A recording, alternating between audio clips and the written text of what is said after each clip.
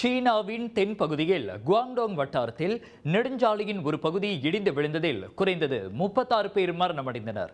உள்ளூர் நேரப்படி அதிகாலை மணி 2:10 அளவில் குவாங்டோங் வட்டாரத்தில் மெய்சோ நகருக்கும் டாபு பகுதிக்கும் இடையிலான நெடுஞ்சாலையில் இடிந்ததாக ஜின்ஹுவா செய்தி நிறுவனம் தகவல் வெளியிட்டது. அந்த சம்பவத்தில் 20 வாகனங்களில் சிக்கிக் கொண்டதாகவும் 54 பேர் மாண்டதாகவும் தொடக்க கட்ட தகவல்கள் தெரிவித்தன. விடியற்காலை மணி 5:30 வரை 36 பேர் உயிரிழந்தது உறுதியானது. காயமடைந்தவர்களில் 30க்கும் மேற்பட்டோர் மருத்துவமனையில் தீவிர சிகிச்சை பிரிவில் சிகிச்சை பெற்று வருகின்றனர். இதனிடையே இடிந்து விழுந்த சாலை பகுதியில் அவசர பணிக்கான வாகனங்களும் கிரேன்ஸ்களும் காணப்படும் காணொளிகளும் சமூக வலைதளங்களில் வெளியாகியுள்ளன. தொடர்ச்சியாக பெய்த கடுமையான மழையினால் நிலவியல் அமைப்பில் ஏற்பட்ட பேரிடர் காரணமாக நெடுஞ்சாலையின் ஒரு பகுதி இடிந்து விழுந்ததாக சிசிடிவி நிறுவனம் தகவல் வெளியிட்டது. சம்பவம் நிகழ்ந்த இடத்தில் மீட்பு நடவடிக்கைகளில் ஈடுபடுவதற்காக 500க்கும் மேற்பட்ட அதிகாரிகள் நிறுத்தப்பட்டுள்ளனர்.